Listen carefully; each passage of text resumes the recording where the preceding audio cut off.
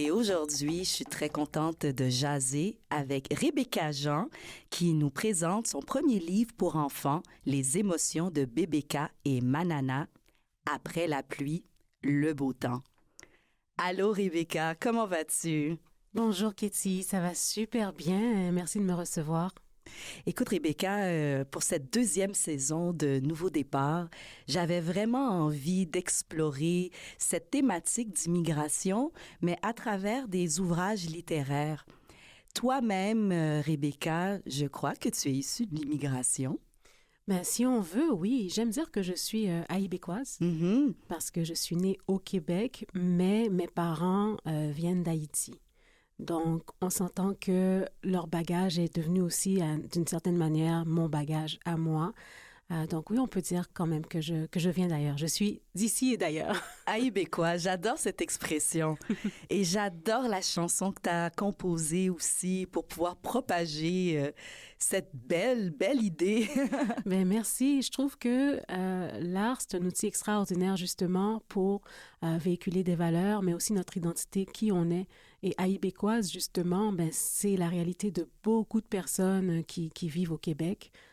Donc voilà, c'était nécessaire de faire une chanson là-dessus et de faire un livre aussi qui illustre des jeunes de la diversité. Je reprends ton mot identité.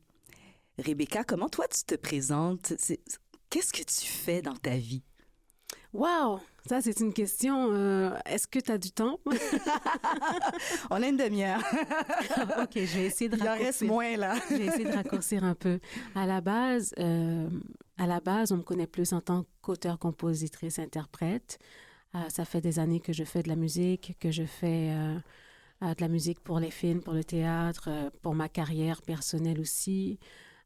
Ça fait aussi quelques années que j'ai commencé à faire des ateliers avec des jeunes, avec des moins jeunes, vraiment pour partager cette passion, puis donner des outils aux gens qui imaginent qu'ils n'ont peut-être pas cette fibre créative en eux. Donc ça fait un peu partie ça c'est un peu mon quotidien au niveau professionnel. Sinon, je suis quelqu'un qui s'intéresse beaucoup à tout ce qui est méditation, qui est recherche, travail intérieur. Donc, en gros, ce serait ça. Puis, l'écriture, ben, j'ai toujours aimé écrire, j'ai toujours aimé raconter des histoires. Mon grand frère me racontait des histoires. On a 7 ans de différence. Puis, il me racontait des histoires comme tous les soirs. Bon, jusqu'à mes 13 ans. Je lui en veux encore d'avoir arrêté. Mais maintenant, bon, on raconte des histoires à ses filles ensemble. Et c'est ce qui m'a vraiment donné cette envie d'écrire, au fait. Parce que j'écrivais des chansons depuis un très jeune âge, avant même de savoir lire et écrire. Je composais des chansons. Mais pour les histoires, c'est comme si j'en inventais, mais ça restait jamais. C'était jamais sur papier ou ça venait et ça partait. C'était comme éphémère. Puis c'était un moment super fort. Donc, c'est ça cette année. Pour la première fois, comme tu dis, j'ai été publiée pour un livre jeunesse et vraiment, je pense que c'était une trajectoire tout à fait naturelle par rapport à tout ce qui me nourrit depuis que je suis toute petite. Puis c'est le fun de voir que tu es bien accompagnée pour ce beau premier projet. Mariana Baldé Oui. co-signe avec toi le texte et Roselyne Kazazian signe les illustrations qui sont magnifiques, très bien colorées. Et j'ai comme l'impression de te reconnaître et de reconnaître Mariana Baldé. Est-ce que je me trompe? Bon, j'avoue que Bébéka et Manana, c'est comme, faut pas chercher trop loin. L'histoire derrière le nom, c'est que dans mon téléphone, le nom de Mariana, qui est ma bonne amie avant tout, c'est Manana. Et mon nom dans son téléphone, c'est Bébéka. C'est nos petits noms, c'est nos petites filles intérieures. Quelque chose de vraiment extraordinaire dans la dynamique de notre relation, c'est que lorsqu'on est ensemble, on retrouve justement ce côté d'enfant. Parce que dans nos vies de tous les jours, il y a tellement de moments où il faut être hyper sérieuse, il faut être leader, il faut être en charge de plein de choses. Puis, dans nos moments, elle et moi, en tête à tête, souvent on déconne, on se prend pas au sérieux. Puis, c'est pour ça qu'on a appelé les fillettes de l'histoire Bébéka et Manana et Roselyne Kazazian, qui est l'illustratrice, s'est inspirée de nous pour créer les petites filles. Donc, ça met un côté encore plus attachant, je dirais. Quelle bonne idée! Elle nous a immortalisés. Je vais lire le texte sur la couverture arrière. D'accord. Ce matin, le soleil boude derrière les nuages. Comment l'aider à retrouver le sourire? Bébéka et Manana ont une idée. Avec un peu d'imagination et une chanson, c'est facile de retrouver sa bonne humeur. Qu'est-ce qui démarque ce livre de tous les autres livres pour enfants qu'on peut retrouver, qui sont tous magnifiques les uns que les autres? Mais qu'est-ce qui démarque votre création des autres, Rebecca Jean? Je dirais déjà à la base le fait que ce soit des petites filles issues de la diversité, le fait que le soleil devient un personnage et qu'il s'exprime, le fait de voir à quel point l'imagination, la créativité peut guérir, peut faire du bien. Et ce qui fait la différence, parce qu'il y a peut-être d'autres livres, il y a certainement d'autres livres qui parlent de ce genre de sujet-là, des émotions, puis de la guérison, de consoler un ami. Mais je dirais que l'angle qui est différent, c'est l'épice particulière de la dynamique de ces fillettes ensemble. Le voyage, justement, on voit un peu, sans vouloir donner de punch, on voit comme Manana, elle est un petit peu plus soupe au lait, Bébéka, puis là, les deux commencent à évoluer, elles chicanent un petit peu, mais donc c'est vraiment l'amitié, au fait, c'est le lien entre ces deux fillettes-là qui rend vraiment le livre différent. Toi, quel était ton premier livre préféré? Est-ce qu'il ressemblait à Les émotions de Bébéka et Manana? Oh non, pas du tout. Pas du tout. Déjà, en partant, moi, j'avais pas d'accès à des livres avec des enfants à la peau noire. Ça n'existait pas. Déjà à la base. Sinon, qu'est-ce que j'aimais comme livre? Je dirais que j'avais un livre de contes. Je me rappelle plus vraiment du nom, mais il y avait plusieurs contes dedans, des contes classiques, Hansel et Gretel, Les Trois Petits Cochons, des trucs comme ça. J'adorais ce livre-là parce que c'était tellement... déjà, les images étaient belles, puis c'était tellement... Ça me permettait de voyager dans mon imaginaire. Ça me disait que tout est possible. C'est possible un loup qui parle, puis c'est possible. Donc, ça m'a beaucoup inspirée dans mon enfance, oui. Rebecca, j'ai envie de faire un petit jeu avec toi.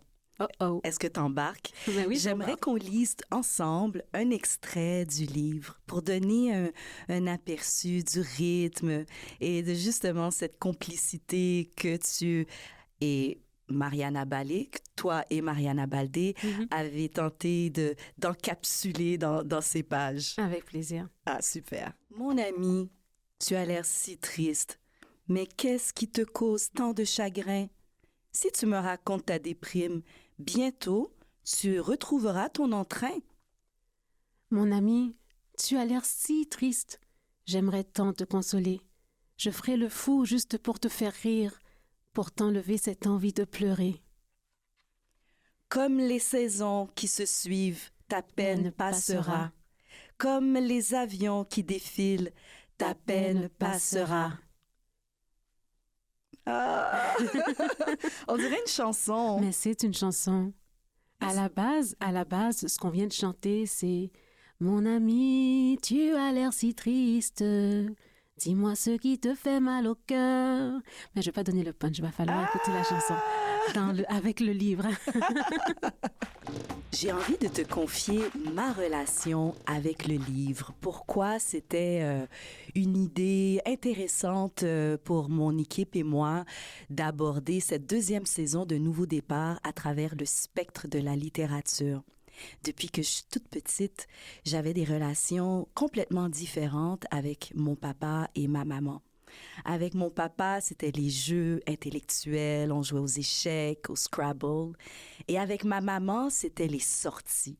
C'était les sorties dans les festivals, les événements culturels et surtout le salon du livre. Wow. Depuis que je sais lire, depuis que je peux tourner les pages d'un livre au sein de mes toutes petites mains, Le livre a toujours été pour moi un objet sacré. J'ai toujours porté une admiration sans commune mesure pour les auteurs. Et je dois t'avouer que c'est un rêve enfoui en moi. C'est ce que j'allais te demander. D'un jour publié. Mais je te vois tellement publier un livre. Déjà, juste dans ta façon de t'exprimer, de raconter. Moi, je vois des images, là, je les ai vues, tes petites mains là, qui tiennent un grand livre. Mais toi, qu'est-ce que tu vas puiser en toi, justement, pour aller chercher cette, non seulement force, mais aussi concentration, créativité? Parce qu'écrire un livre, c'est facile à dire, mais c'est pas facile à faire. Je pourrais faire le parallèle avec les chansons. Tu sais, parfois, on a plein d'idées qui nous traversent, on a des idées de mélodie, mais ça ne veut pas dire pour autant que ça va sortir d'un coup comme ça.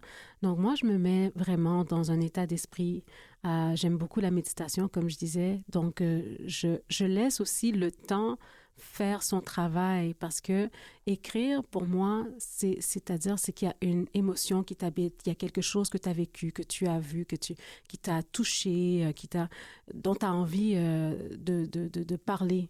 Et parfois, quand on veut y aller trop rapidement, c'est comme l'émotion n'est pas encore assez mûre, les idées sont Ce livre a pris combien de temps à écrire? Quand même, on a été bien accompagnés, je dirais. Combien de temps ça nous a pris? S'il fallait coller les bouts et tout, là, je pense comme une semaine ou deux, parce que c'était vraiment comme... C'était vraiment intensif, mais aussi parce que le livre est parti de la chanson d'abord. D'accord, il y avait la chanson et ensuite le livre. On a créé la chanson à la base. Il y avait un appel à projet pour Passepartout. Puis, on avait appliqué, Mariana et moi, on avait genre comme 2 jours pour créer plusieurs chansons. Elle qui vient du milieu du conte, donc c'était une nouvelle expérience pour elle. Moi qui ai l'habitude de créer seule, ben, c'était aussi une nouvelle expérience pour moi. Donc, elle est venue à la maison, on a enregistré, on a créé quelque chose. On a présenté, malheureusement, ça n'a pas été retenu, mais heureusement en même temps, parce que les thèmes dont on voulait parler, ce sont des thèmes qui sont nécessaires comme dans notre société. Comme c'est une perspective qui est importante et qui est trop souvent gardée sous silence. Et donc, il y avait la reconnaissance, par exemple, pour ce qu'on a, pour les parents. Il y a aussi, par rapport au métier, qu'est-ce qu'on veut faire plus tard, les possibilités, rêver grand. Il y avait aussi, par rapport à la diversité, d'avoir des gens autour de soi qui sont différents, puis d'apprendre à apprécier et d'apprécier justement cette différence-là qui sont complémentaires finalement. Et cette chanson répondait à quel thème? Mais cette chanson-là, c'était pour consoler un ami. C'était pour consoler un ami et je dirais que la chanson, c'est une chanson qui est écrite, c'est pour les enfants, mais c'est un thème que n'importe quel adulte peut écouter. N'importe quel adulte. Moi, j'ai autant d'adultes que d'enfants qui me disent « Ah, j'écoute la chanson en boucle. » Moi, j'ai jamais aimé m'adresser aux enfants comme si c'était des bébés. Moi, je leur parle, on a des conversations extraordinaires. Puis, j'ai vraiment des amis enfants. J'ai des amis très âgés, puis j'ai des amis très jeunes. Oui, des petites personnes. Exactement. Exactement, tu l'as bien dit. Donc, c'était vraiment une façon de transposer ce que je fais déjà ailleurs, mais dans un cadre où les enfants vont pouvoir comprendre ce qui est dit. Puis, vraiment, ça a été vraiment une expérience enrichissante. Je ne sais plus du tout où on a commencé cette histoire-là. C'est pas important. Ce qui est important, c'est ce que tu nous partages. Et ça fait écho à la façon que tu te présentes aussi. Tu le dis souvent en entrevue, que ton art cherche à réconcilier le féminin et le masculin, la jeunesse et la sagesse, la force et la douceur. Des œuvres au service de l'harmonie. Et je pense que cette œuvre fait honneur à cette quête qui est la tienne. Wow, merci Katie, merci. Je me sens vraiment privilégiée d'être publiée, d'avoir des gens qui ont cru dans le projet. Dominique et compagnie, c'est notre maison d'édition. Je me sens vraiment chanceuse parce qu'il y a beaucoup de talent. Il y a beaucoup de talent à Montréal et c'est pas toujours facile d'être supporté dans son art, surtout quand on est de la diversité. Et ça doit tellement être rafraîchissant de se sentir vu. Absolument, absolument. Rebecca Jean, on va terminer avec quelques questions en rafale. Déjà? Oui! Alors, du fan club de quel artiste pourriez-vous faire partie? Wow, ça c'est vraiment dur. Artiste tout confondu ou bien oui. Au niveau... moi, j'ai un petit faible pour Youssoupha. Stromae aussi. Sinon, si on va dans le milieu québécois, il y a une artiste que j'ai découvert il n'y a pas si longtemps, mais en ce moment, je l'écoute beaucoup. Elle s'appelle Laetitia. Oui, elle a fait une chanson qui s'appelle Il neige. Je prends des notes. Il neige dans ma chambre.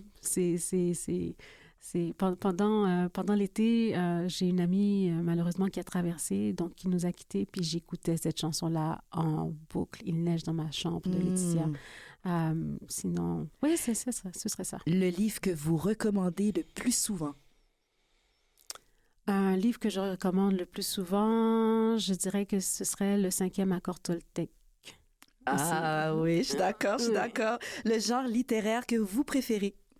Jeunesse. Je grandis, mais je lis plus de livres pour enfants qu'autre chose. T'es plus bibliothèque ou librairie? Librairie. Ton plus récent coup de cœur culturel? Wow! Attends, laisse-moi respirer. Mon plus récent coup de cœur culturel... C'est très difficile. Je ne sais pas en plus qui m'écoute, là. Mais je te dirais que mon plus récent coup de cœur culturel, c'est drôle, mais c'est quelqu'un qui est quand même dans mon entourage, puis c'est Gaïa. Parce que ce que j'admire de cette chanteuse, c'est que elle s'adapte à différents styles. Chaque fois qu'elle présente un spectacle, c'est tout le temps différent.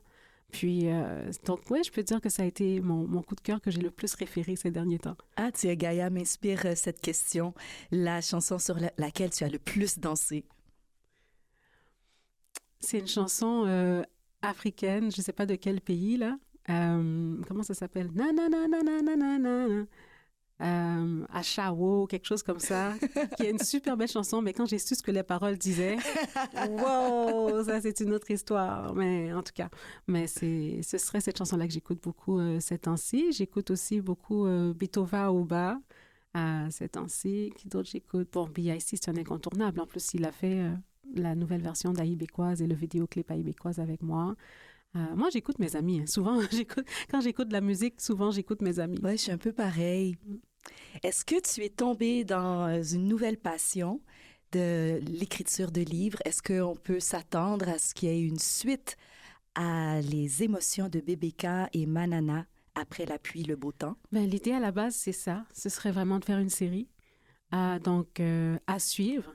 Tu seras la première à le savoir quand on aura la confirmation. Pour l'instant, on voit comment ça se passe et ça se passe bien avec le livre. D'ailleurs, on va être au Salon du Livre vendredi, vendredi le 21 de 10h à 11h du matin. Fait que c'est vraiment un livre qui vous ouvre la voie. C'est magnifique. Oui. J'ai, en préparant notre conversation, j'ai appris qu'il y avait une façon aussi de catégoriser les livres pédagogiques. Il y a des livres miroirs qui font qu'on se voit dans les personnages, qu'on se reconnaît dans les histoires et les intrigues. Et il y a des livres fenêtres qui nous permettent de vraiment ouvrir des nouvelles idées, des paradigmes, des façons de penser. Voilà. Tout à fait. Est-ce que c'est plus un livre, selon toi, miroir ou fenêtre? Je dirais que c'est les deux. C'est les deux parce que les fillettes sont comme n'importe quelle fillette de n'importe quelle couleur, de n'importe quelle famille. Le livre n'est pas axé sur l'identité, mais on voit des fillettes issues de la diversité qui vivent leur vie. Donc, n'importe qui peut vraiment se l'approprier, puis s'imaginer à la place des fillettes. Mais en même temps, d'un autre côté, c'est aussi le fait de permettre à d'autres enfants de d'autres backgrounds de voir, mais finalement, elles sont comme nous. Tu vois? Donc, oui. c'est vraiment les deux. Ça permet aux enfants de la diversité de se reconnaître, puis ça permet aux autres de voir que, nous aussi, on peut se reconnaître dans ces fillettes-là. Rebecca Jean, tu portes plusieurs chapeaux. D'ailleurs, tu t'es présentée toi-même au début de notre jazette. Tu es chanteuse, auteure, compositrice, interprète. Je m'en voudrais de ne pas faire un peu de place pour que tu me parles de tes autres rôles dans la culture. Qu'est-ce qui s'en vient pour toi côté chanson? Je sais que tu es en nomination dans plusieurs événements de remise de prix. Félicitations pour Merci. ça. Tu fais vraiment rayonner autant le Québec, le Canada que toute la diaspora et la culture d'Haïti. C'est vraiment beau à voir. Qu'est-ce qui s'en vient pour toi? Kitty. Mais là, imagine-toi que je suis en pause et ça fait tellement du bien. Pardon, est-ce que j'ai bien compris? Je sais, ça n'existe pas normalement dans mon jargon. Le mot pause, c'est comme... Tu fais comment? C'est quoi? P-A-U-S-E. Oui, je suis en pause, mais en tout cas, une pause. Bravo! J'ai besoin d'une pause parce que, tu sais, les dernières années, on a beaucoup roulé sur mon dernier album Antidote. Ensuite, il y a eu le projet de livre. Il y a aussi tous les ateliers que j'ai faits avec des jeunes, avec des aînés. C'est sans cesse, il y a eu de la musique pour le théâtre. Il y a eu... C'est non-stop. Et là, je sens que, OK, il y a une partie de moi qui a beaucoup partagé mes analyses de comment j'ai créé, pour transmettre aux autres ma façon, ma méthode de travail, ce qui se passe dans ma tête. Mais il y a un moment, il faut aussi se ressourcer, puis il y a un moment, il faut aussi apprendre. Moi, j'ai pas fini d'apprendre, là. Je commence. Donc, j'ai besoin de cette pause-là pour... au fait, c'est une pause pour passer un peu plus de temps avec moi-même, voir tout ce que j'ai vécu dans les 2 dernières années, que j'ai pas encore mis sur papier, que j'ai pas encore mis en musique, comment ça a envie de se présenter? Qu'est-ce qui va ressortir? Sous quel angle je vais amener les sujets? Puis il y avait toute la question de, OK, est-ce que, tu sais, parce qu'il y a les histoires de mode, la mode c'est ça, puis c'est ça. Puis à travers tout mon voyage et tous mes questionnements, je peux te dire que je pense que l'important, c'est l'authenticité, rester fidèle à soi-même. Je pense que je pourrais jamais être une artiste et sans vouloir comme rabaisser qui que ce soit, mais de la musique un peu fast-food où on l'écoute, c'est le fun sur le coup, mais on retient rien. Je pense pas que je suis sur Terre pour ça. Donc maintenant, j'ai un travail à faire d'intégrer, de voir, OK, où est-ce que je suis rendue, qu'est-ce que j'ai envie de dire. J'ai commencé. J'en ai 3. J'en ai déjà 3, mais tu sais, je vais prendre le temps d'approfondir. J'aime ce que j'entends, Rebecca, j'aime ce que j'entends. Alors, est-ce que tu pourrais me partager 1, 2 ou 3 trucs que tu appliques justement pour faire face à cette pause, pour faire face à ce moment de ressourcement? Déjà en partant, je me remets au yoga. Je trouve que quand on a beaucoup de choses à gérer, c'est important d'avoir l'esprit clair. Puis, ça peut passer par plusieurs choses. Ça peut passer par le corps. Il y a des gens qui vont aller au gym, puis ils vont avoir l'esprit clair après. Ils vont être dans une bonne énergie pour aller plus loin. Donc, bien manger, faire du yoga. Donc, ça, je commence demain. Non, j'ai commencé. J'ai commencé. Donc, ça, c'est la première chose. Aussi, de m'organiser pour vraiment être sûr que mon temps est bien réparti. Parce qu'on pourrait se dire, mais là, comme je vais avoir moins de show pendant 2 mois, donc là, je vais avoir plein de temps pour chiller avec mes amis. Non, je vais avoir du temps pour mes amis, mais il va falloir décider, OK, ça va être de temps à temps. Puis il y a des amis que je vais voir en groupe, puis il y a des amis... Tu vois ce que je veux dire? Pour pas finalement remplir le temps de tout sauf ce que je veux vraiment faire. Puis aussi, dire non à ce qui correspond pas à l'avancement de mon art ou de mon objectif. Parfois, on m'offre des choses. Veux-tu chanter là? Veux-tu créer? Mais moi, je fais rien je fais rien à moitié, tu vois. Je fais rien à moitié. Donc, si je dis oui, je vais m'impliquer, c'est probablement, ça va prendre comme des mois de travail. Donc, c'est ça. C'est vraiment de faire la part des choses, puis de choisir ce qui va vraiment me permettre d'avancer et de respirer. Moi, j'entends que tout est aligné ou tu t'alignes pour pouvoir vraiment donner beaucoup d'attention à ton nouveau bébé. Tout à fait. Tout à fait. Ton nouveau bébé qui est sorti cette année en 2025, que tu partages la parentalité avec Mariana Baldé et Roselyne Casazian qui signe les dessins, les illustrations.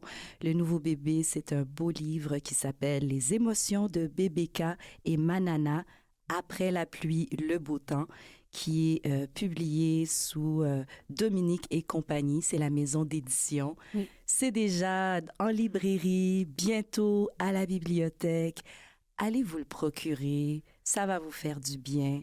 Faites cadeau à un ami, à un enfant dans votre entourage.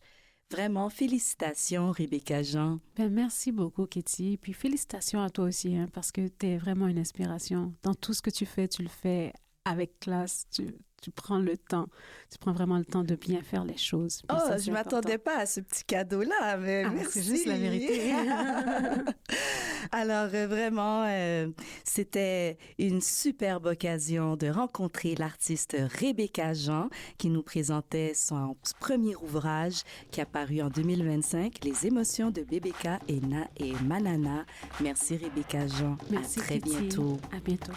Salut Fabrice, comment Allô? ça va? Ben, merci de me recevoir, ça va très bien, merci. Écoute Fabrice, âgé de seulement 37 ans, tu es déjà entrepreneur, conférencier, chroniqueur et maintenant auteur d'un premier livre que je tiens là entre mes mains. Tu as publié en mars 2025 un récit biographique dans lequel tu t'ouvres avec vulnérabilité et authenticité sur ton parcours et ton vécu des dernières années. Comment vas-tu? Ben ça va bien. Je suis content. Tu m'as rajeuni de 3 ans, Katie. Sérieux? Ouais. Non, peut-être que la référence que tu as vue était à 37, mais depuis ce temps-là, j'ai pris un peu d'âge. Donc, tout ce que tu as dit était exact. Et j'ai pris de l'âge à 40 ans. Puis à l'époque, j'avais pas de bébé. Maintenant, j'en ai un qui a maintenant 1 an et quelques jours. Donc, quand tu me poses la question comment ça va, ben ça va comme la vie de papa d'un bébé d'1 an. C'est-à-dire que c'est très joyeux et très difficile. Je m'en souviens, moi, je suis maman maintenant de 2 jeunes adultes. Fait que je suis passée à travers tout ce que tu es en train de traverser et je te confirme que c'est les plus belles années de ta vie. Ben merci. Ça fait du bien de l'entendre de quelqu'un d'autre. Mais je suis capable de dire ça avec beaucoup de recul. Exact. Fait qu'on parle de ton premier bébé. Oui. Bon garçon, compliment égaré. Timoun ici en vagabondage chez les élites. Écoute, tu as passé beaucoup d'entrevues pour en parler en long et en large. Mais moi, ce que j'ai envie de te demander, c'est pourquoi tu as choisi de parler justement de toi, de t'ouvrir. Pourquoi en ce moment-ci de ta vie, c'est important d'être complètement transparent, même sur ton diagnostic de bipolarité. C'est comme une opération à cœur ouvert. Mm-hmm. Pourquoi tu avais envie de passer à travers cette expérience? C'est une bonne question. J'ai l'impression que le geste d'avoir écrit est venu avant l'articulation de l'intention comme explicite, consciente. C'est pas comme si je me suis dit, voici ce que je m'en vais faire, puis je vais le faire avec une intention qui est claire. J'avais le goût d'écrire, puis l'écriture m'a guidé dans ce qui est le produit qu'on a aujourd'hui.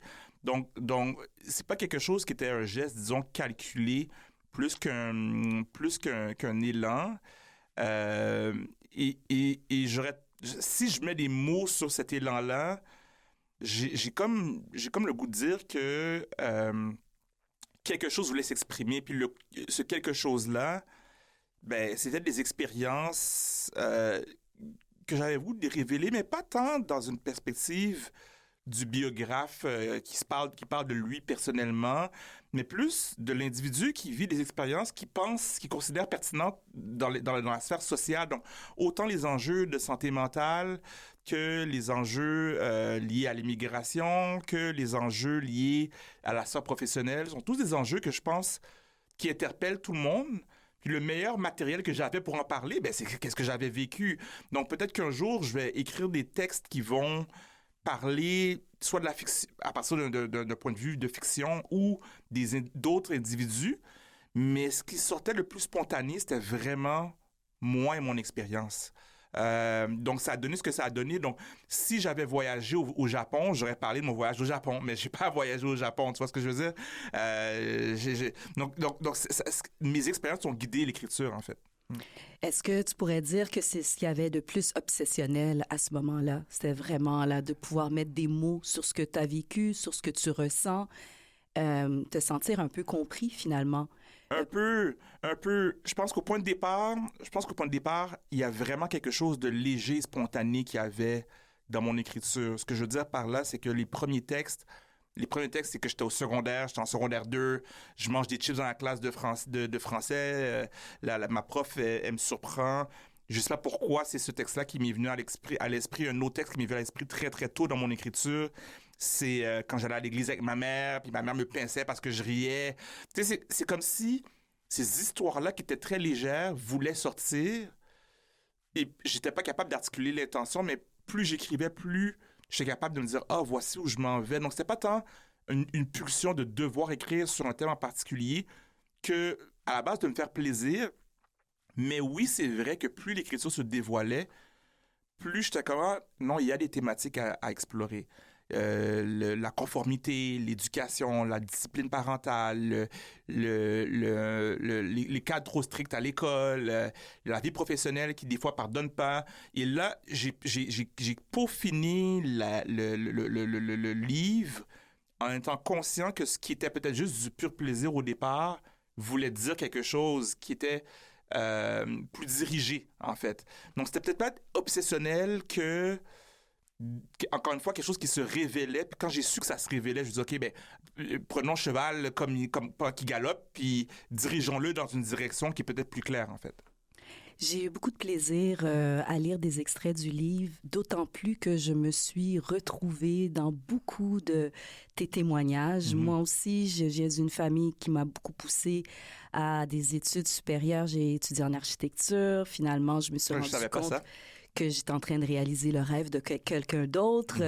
J'ai fréquenté des écoles privées. Tu sais, j'avais vraiment beaucoup cette pression d'exceller, mais d'exceller pour les critères de quelqu'un d'autre.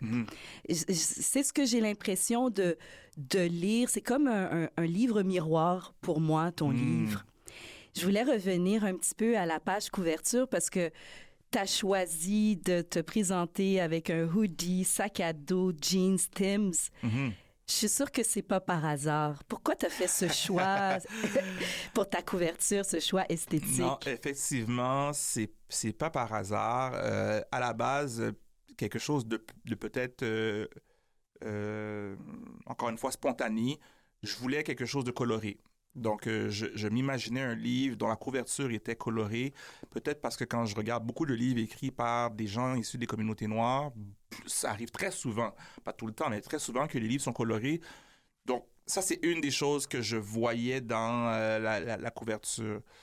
L'autre chose, c'est que j'avais envie de jouer avec les codes et de mélanger les codes, parce qu'un livre autobiographique qui traite quand même des sujets somme toute sérieux, même si le style est quand même joueur, un peu humoristique par moment. On s'attendrait avec un livre comme ça à la photo de la personne qui porte une chemise puis qui est posée devant l'écran. Quelqu'un m'avait déjà dit que c'était... souvent, des fois, les gens écrivent des livres, des récits autobiographiques, c'est des cartes d'affaires pour un prochain projet, puis ils se vendent un peu. Je voulais pas aller dans cette direction-là. Je voulais aller dans la direction de renverser un peu les codes qui stigmatisent les personnes des communautés noires, dans ce cas-ci particulièrement les hommes des communautés noires. Donc, le hoodie me fait penser à Trayvon Martin qui est mort aux États-Unis, qui a été tué, pas juste mort, qui a été tué aux États-Unis alors qu'il portait un hoodie et il marchait avec des Skittles dans les mains, des bonbons. Le sac à dos qui réfère à quand j'étais plus jeune, puis ça m'était arrivé aussi de me faire surveiller dans les magasins, même à mes parents de dire non, fais attention avec ton sac. Donc les Timbs qui, bien entendu, c'est emblématique de le style avec lequel j'ai grandi, donc la culture urbaine avec laquelle j'ai grandi. J'hésitais dans des Timbs ou des Air Force Ones ou des Jordan. Puis les cheveux qui sont les cheveux que j'ai jamais eu l'occasion, le droit de porter parce que mes parents ne voulaient pas que je les ai, les twists. Mais encore une fois, c'est pas parce que c'est uniquement mes parents, c'est que cette chevelure-là était, quand je grandissais et encore aujourd'hui dans une certaine mesure, stigmatisée. Donc c'est comme si la couverture a fait un double jeu parce qu'on peut pas prendre l'individu qui se présente comme ça vraiment au sérieux, mais le livre, quand on le lit, on fait « Oh my God, OK, il y a peut-être, pour certaines personnes, à tout le moins une dissonance, en fait. » Donc, c'est un peu tout ça qui se retrouve dans la couverture, puis il y a du mouvement, parce que je suis pas statique, on me voit un peu courir ou jogger. Donc, il y a quelqu'un qui regarde ça, peut regarder ça en disant, c'est un peu ridicule, mais en même temps, non, chaque élément de la couverture est choisi pour vraiment dire, dans une librairie, la personne qui est le lecteur ne peut pas s'attendre au contenu avec une couverture comme celle-là. La couverture est un message en soi. 100%. C'est le fun que tu dises que l'approche a l'air un peu ludique, mais le contenu est très profond et sérieux. Tu parles de disproportion de jeunes noirs hospitalisés en santé mentale. Pourquoi ce sujet particulier te touche? C'est sûr que la crise de santé mentale que j'ai eue à la fin de 2022, début 2023, a éveillé pour moi une prise de conscience par rapport aux enjeux de santé mentale auxquels je réfléchissais quand même avant aussi, mais là, c'était devenu personnel, plus proche de moi, donc c'est quelque chose qui m'interpelle encore aujourd'hui. Donc, le diagnostic que tu as évoqué un peu plus tôt, je le porte encore tous les matins, tous les soirs, en fait, je prends ma médication. Heureusement, je compte sur du bois, j'ai pas eu d'autres crises, ça se peut que j'en ai pas d'autres pour le restant de mes jours. Mais j'ai quand même été obligé de réfléchir au fait que la question de la santé mentale, c'est pas uniquement une question purement biologique ou médicale, c'est vraiment comment aussi l'univers social dans lequel on est affecte tout le monde, mais affecte particulièrement les personnes issues des communautés noires, et comment les tabous liés à ça font en sorte que il y a des maladies qui sont pas traitées ou mal traitées, ce qui engendre des conséquences assez importantes. Donc, un peu dans la foulée de tous les enjeux sociaux qui m'interpellent, celui-là, en fait, en fait partie parce que je peux en témoigner sur une base personnelle. Puis malheureusement, les tabous liés à ça créent des dommages importants. Fabrice, je vais te demander de te prêter à un petit jeu avec moi. Oui. On va choisir au hasard une page de ton livre. OK. Et on va en faire la lecture. Parfait. Alors, ce sera une lecture d'un extrait de Bon garçon, compliment égaré par Fabrice Ville. Alors, on est à la page 84.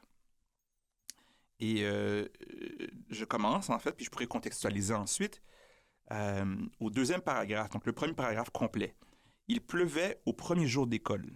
Mes camarades de 4e année m'ont semblé être gigantesques. Et l'école encore plus. C'était une nouvelle école. Au milieu des uniformes bleus et rouges où fourmillaient des copains excités par leur retrouvailles, je pensais à mon ancienne école qui se trouvait à quelques kilomètres à peine, mais que j'avais perdue à jamais.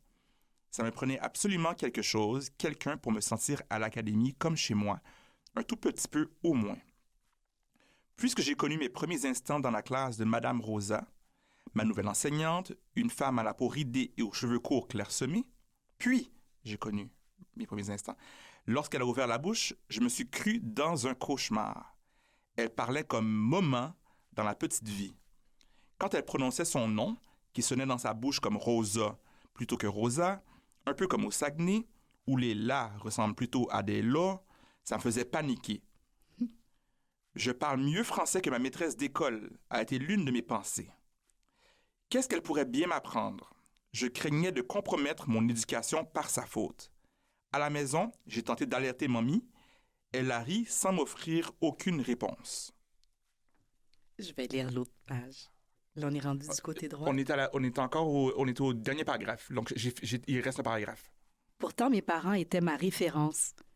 Ils parlaient admirablement bien la langue officielle du Québec, c'est-à-dire un mélange de latin, de germanique et de francique. Issu d'un système de scolarisation colonisateur qui interdisait aux élèves de s'exprimer en créole à l'école.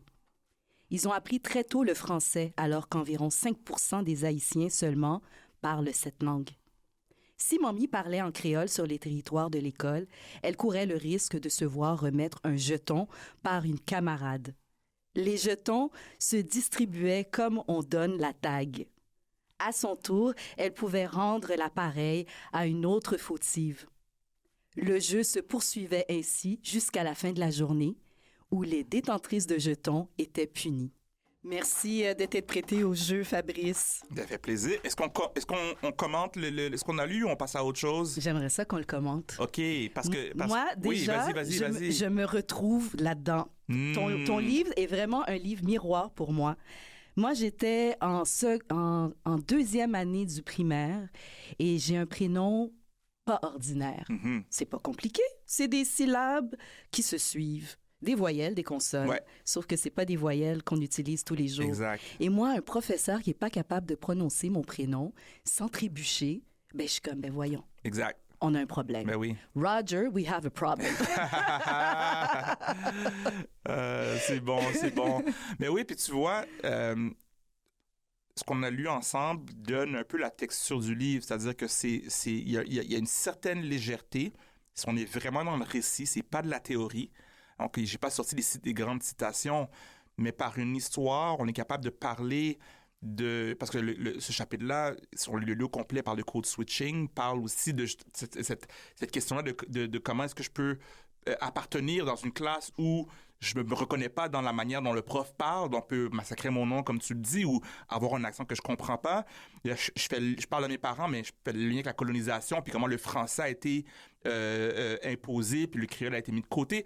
Donc l'histoire se lit vraiment comme un film qu'on regarde, mais il y a des textures ou des couches socio-historiques, politiques importantes en fait. Est-ce que tu pourrais me parler un petit peu de ce que tu vis là en tant que nouveau papa? Qu'est-ce que la maternité t'apprend en ce moment? Ouais. C'est drôle que tu dis maternité parce que... j'ai dit maternité! Oui. Oh mon Dieu, quel lapsus! C'est bien correct, mais écoute, je la vis à travers ma copine qui est la maman de mon fils. Je voulais dire paternité. Aucun Qu'est-ce problème. Que la paternité t'apprend en ce moment, Fabrice? Mais la maternité m'apprend beaucoup quand même. Quand je vois ma copine auprès de mon fils, le niveau d'engagement qu'elle a est hors norme, même quand l'énergie n'est pas au rendez-vous. Elle trouve l'énergie d'une manière que même moi je dois dire je serais pas capable de l'énergie que je serais pas capable de matcher. C'est la première chose qui me vient à l'esprit et moi de mon côté tu vois ce que je constate avec deux choses. La première chose c'est on peut pas vraiment s'accrocher sur ce qu'on sait de son fils ou de son enfant pour réagir le lendemain. Ce que je veux dire par là, c'est que j'ai appris... Aujourd'hui, mon fils était d'une manière, là, je peux jeter ça aux poubelles pour demain. Faut pas s'attacher. Faut pas s'attacher. Parce que le fils d'aujourd'hui, il va être différent demain, puis il va être différent après-demain. En constante évolution. Exact. Donc, c'est comme de jouer entre ce que je sais, mais pas... Le mot attachement est bon, de pas penser que je prends pour acquis ce que je sais, parce qu'il va y avoir du nouveau, mais c'est très déstabilisant, parce que l'évolution n'est pas linéaire. Et comme il y a des hauts, il y a des bas, il y a des reculs, il y a des avancées. C'est vraiment, vraiment, vraiment étrange comme en fait expérience. C'est très vivant, en fait. Puis moi, je change à travers ça. C'est pas juste lui qui change. Moi aussi, je change, des fois, sans m'en rendre compte. Puis des fois, on oublie, une fois qu'on est parent, on est tellement au service et à l'attention de nos enfants, on oublie que nous aussi, on continue à évoluer et à se transformer. On n'est plus les mêmes personnes qu'on était la veille, comme ton fils. Exactement, exact. Puis ça, des fois, j'ai tendance à regarder uniquement mon fils, mais d'oublier que j'évolue, ma copine évolue, le contexte évolue. Donc, c'est important, ce rappel-là. Puis l'autre chose, c'est sûr que... Écoute, il y aurait tellement de choses à dire, mais l'autre chose que je pense, c'est je porte ma copine, elle vient de Québec, elle est blanche, grandie à Québec, donc mon enfant est métissé. Puis je suis curieux de découvrir à quoi ça va ressembler pour lui, le fait de vivre sa vie avec cette dynamique que moi, j'ai pas connue. Donc, je peux pas lui imposer ce que moi, j'ai vécu non plus. Ce serait de faire quelque chose qu'un parent devrait pas faire. Mais ça m'interpelle aussi parce que je veux pas, même si on est différents, il y a des similitudes. Tu sais, je l'ai vécu déjà à la garderie. Elle a une mère de notre parent qui est très gentille, mais qui va faire des commentaires sur ses cheveux, puis les miens, alors qu'une personne est beaucoup plus que ses cheveux, par exemple. Donc ça, c'est des choses que je vis déjà en étant parent. Donc, c'est des apprentissages, des réflexions. Puis écoute, j'en ai pour bien des années encore. Après, si c'est après 1 an, il va en avoir beaucoup de dizaines d'années encore à vivre ces découvertes-là, en fait. C'est le fun, justement, que tu me confies cette, pas dichotomie, mais particularité de ta vie familiale. Parce qu'en plus, au début de ton livre, tu écris un peu cette dynamique que tu vis. Mes propos ne devraient pas être interprétés comme une attaque envers le peuple québécois. Ouais. On dirait que c'est très important pour toi. Je tire pas dans mon propre but. Pourquoi tu ressens le besoin de préciser ça continuellement? Est-ce que c'est une crainte d'être mal compris, mal interprété ou que tu exclus des gens? Ouais, c'est une bonne question. Le livre, à plusieurs niveaux, contient des références ou des affirmations qui proviennent d'expériences douloureuses, mais que j'essaie de tourner pour en fait les présenter de manière un peu subversive, puis pour pointer aux problèmes dont je parle. Et dans l'introduction, il y a comme quelques mentions que je fais, dont celle-là qui, je pense, une des premières mentions, un peu comme un avertissement. J'aurais pu ne pas le mettre, mais je trouvais pertinent de le mettre parce que le nombre de fois où j'ai déjà fait des affirmations comme chroniqueur, puis on me reprochait d'être, entre guillemets, un ennemi des Québécois, puis ce genre d'éléments-là m'a fait beaucoup réfléchir. Puis, je me suis dit, ce livre-là, il parle à tout le monde. Il parle aux gens de nos communautés, mais il parle à tout le monde. Donc, je vais le mettre, mais je vais le mettre aussi en mettant l'effet miroir de dire la phrase « je ne tire pas dans mon propre but », c'est-à-dire, regardez, là, comme quand on dit que je suis un né Québécois, déjà, ça m'exclut comme Québécois alors que je suis né ici. Puis la deuxième des choses, justement, en fait, c'est que la critique, elle se fait aussi par amour, donc c'est pas en fait de tirer, le but, c'est pas de tirer dans son propre but, c'est pas quelque chose que je fais. Donc c'est pas tant pour me défendre que, à la fois, oui, me défendre, mais aussi de donner la réplique à cette affirmation-là que j'ai vue tout le temps, puis que je suis pas le seul non plus à avoir vu. Combien de personnes se font dire ce genre de choses-là quand ils osent critiquer leur société. Et généralement, en fait, ce reproche-là, il se fait contre les personnes issues de l'immigration principalement. Donc c'est un clin d'œil, en fait, à cette dynamique-là que je voulais pointer. Merci d'avoir pris le temps d'expliquer. Fabrice, quand je pense à toi, puis on va pas se le cacher, on se connaît aussi dans la vie de tous les jours. Quand je pense à toi, je pense à empathie. Tu es quelqu'un qui démontre une empathie vraiment débordante, particulière, lumineuse. Merci. Vraiment, quand je pense à toi, je pense au fait aussi que tu as tourné le dos à une carrière en droit pour investir dans le communautaire. Tu es quelqu'un d'engagé. D'où te vient cette empathie si exceptionnelle, selon toi? Merci, j'apprécie. De côté de l'engagement, dans son sens large, j'ai l'impression que ça me vient de mon univers immédiat, ma famille, mes parents, mes grands-parents, que j'ai toujours vu s'impliquer, mais pas s'impliquer dans un esprit de héros, d'avoir un impact, puis de dire « Ah, je vais changer le monde nécessairement », mais comme si c'est la vie. Si on vit, on s'implique. C'est vraiment une équation simple. Donc ça, je pense que c'est d'eux que ça vient. Et par extension, plus je m'implique, plus je découvre que c'est quelque chose qui appartient à nos communautés dans son sens large. Je pense que les souffrances qu'on peut vivre invitent aussi à cette éthique de la communauté. L'autre chose que je nommerais, je pense que je ne pourrais pas attribuer à un événement ou une chose la question de l'empathie, mais je vais donner un élément, c'est que j'ai commencé à coacher du basket à l'âge de 16 ans.